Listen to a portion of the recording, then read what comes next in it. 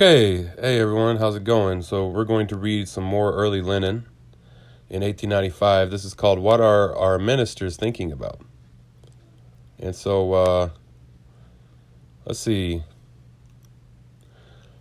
This is, I guess he's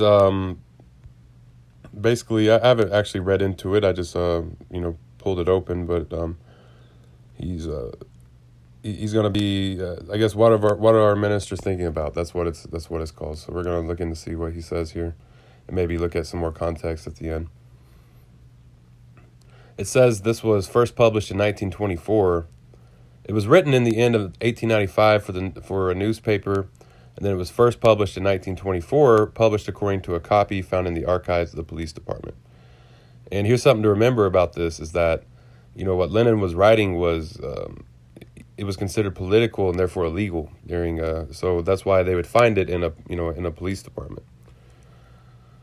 Probably more than likely. I mean, it was. I'm not sure at this point if this paper was illegal. If these were just if this was what this was, But I know Lenin's paper that he started, moving around was illegal, so it was banned. So let's go ahead and get into this. What are our ministers thinking about? Minister of Internal Affairs Dernovo wrote a letter to the Procurator General of the Holy Synod. Pobed. Okay, so the Holy Synod is supposedly like the highest, like one of the highest, I guess, organ of the Orthodox Church in Russia. The letter numbered 2603 was written on March 18th, 1895, and bears the inscription "Strictly Confidential." The minister, therefore, wanted the letter to remain a strict secret, but there proved to be people who do not share the minister's views that Russian citizens should not know the government's intentions, with the result that a handwritten copy of this letter is now circulating everywhere. What did Mr. Dernovo write to Mr. Pobedanostev about? Excuse me, again, pardon my mispronunciation of names, of Russian names. He wrote to him about the Sunday schools. The letter reads, "Information secured during recent years goes to show that following the examples of the 60s, politically unreliable individuals and also a section of the student youth of a certain trend are endeavoring to enter the Sunday schools as teachers, lecturers, librarians, etc. This concerted attempt, which cannot be inspired by a desire to earn money, since the duties in such schools are undertaken gratis, proves that the activity above indicated on the part of anti-government elements constitutes a legal means of struggle against the system of state and public order existing in Russia." That is how the minister argues. Among educated people, there are those who want to share their knowledge with the workers, who want their knowledge to be a benefit, not to themselves alone, but to the people. And the minister immediately decides that there are anti-government elements. Here, an example, that it is conspirators of some kind who are inciting people to enter the Sunday schools. Could not the desire to teach others really arise in the minds of some educated people without incitement? But the minister is disturbed because the Sunday school teachers get no salaries. He is accustomed to the spies and officials in his service only working for their salaries, working for whoever pays them best. Whereas all of a sudden, people work, render services, teach, and all, gratis, suspicious, thinks the minister, and sends spies to explore the matter.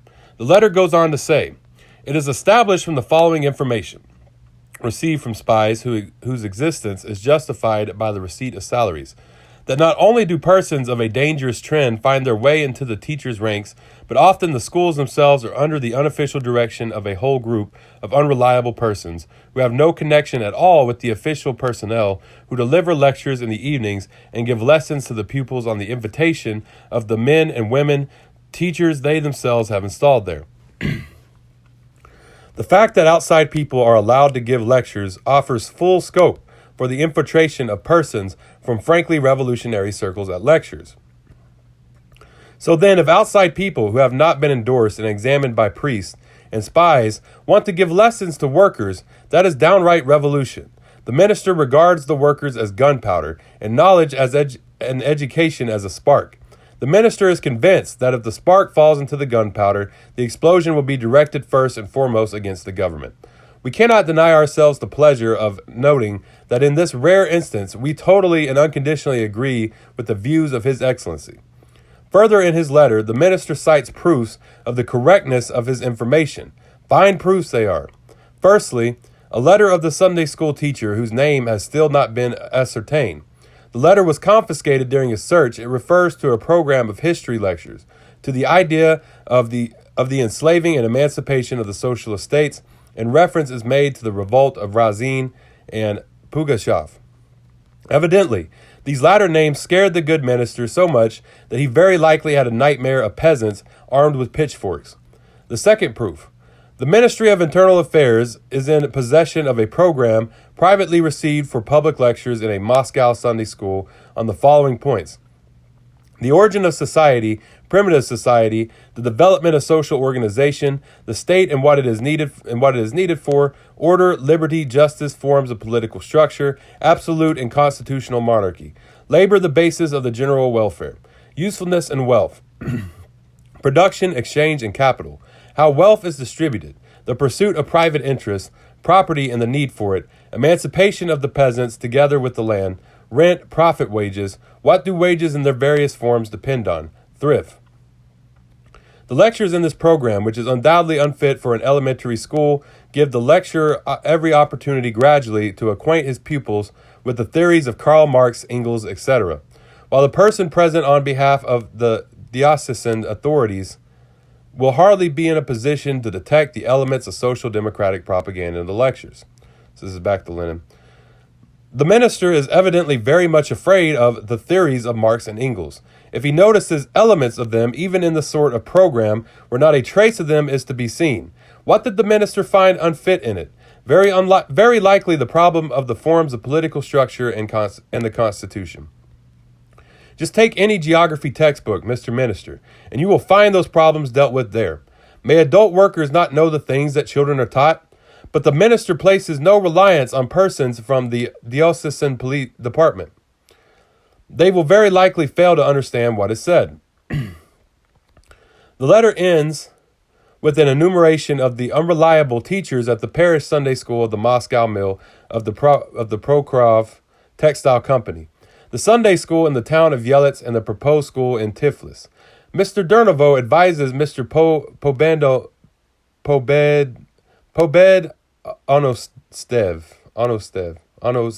Onosev to undertake a detailed check of the individuals permitted to take classes in the schools.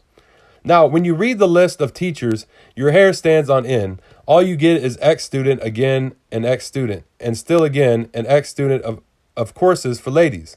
The minister would like the tutors to be ex-drill sergeants. It is with the particular horror that the minister says that the school in Yelets is situated beyond the river Sosna, where the population is mainly the common, oh horror, and working people, and where the railway workshops are. The schools must be kept far away as possible from the common and working people. Workers, you see how mortally terrified our ministers are at the working people acquiring knowledge. Show everybody, then, that no power will succeed in depriving the workers of class consciousness. Without knowledge, the workers are defenseless. With knowledge, they are a force. So I guess this is what happens. A letter was kind of leaked that was coming from somebody that was like head up at the church. And they were basically saying they were concerned that they think that too many, Marxists and people who carry on the ideology of Marx and Engels were getting into their churches to teach people how to read and stuff, and doing, and he was also afraid that with all these, what I think it seems like what the main priest was wanting to do was make sure that none of those classes were happening near where it says the most common, mainly the common, and working people are where the railway workshops are, He doesn't want them near those poor workers, because if they start being able to read, and then, if the church is used to teach them what Marx was teaching, like that could mean, that they aren't so poor and common anymore, So that's, you can see early on, Lenin was very devoted to, the workers and the poor people in his society. He went ahead and wrote this and talked about how like elitist the church was being, and how much the church did not want workers to have power over their own fate and have, to get their actual surplus value that they deserve from, creating that surplus value.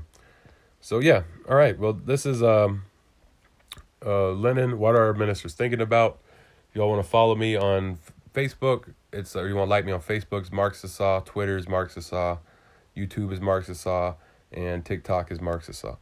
You just follow me there, and if y'all want anything read, if y'all have any advice, if y'all just want to message me just to talk, feel free to.